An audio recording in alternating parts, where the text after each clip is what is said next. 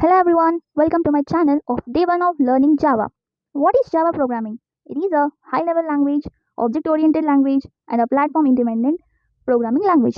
And it is developed by Sun Microsystems. And the main principle that is followed by the Java language is write once and run anywhere.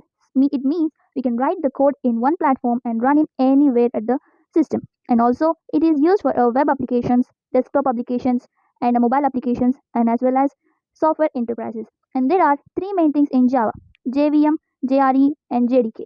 And let's learn deeply about these three. Firstly, JVM. JVM means a Java virtual machine. Here, it executes a Java bytecode into and converts it into a machine code, which understands by a computer. It means simply we can tell that JVM is responsible for executing Java programming. That's it. And after that, here you should have a doubt. What is a machine code and a machine language?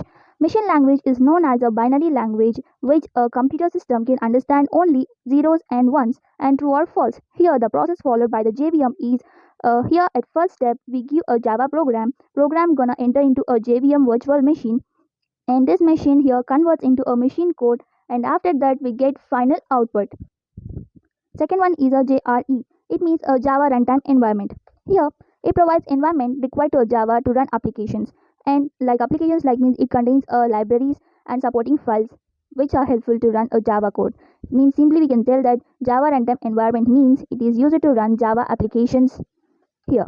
Okay. And third one is a JDK. JDK means a Java development kit. It is a main thing. Okay. It provides the tools that required to develop and compile a Java applications like JRE and JVM. These JRE, Java Runtime Environment, and Java Virtual Machine, these both are contained in JDK. And it is mainly used to write and compile Java programs.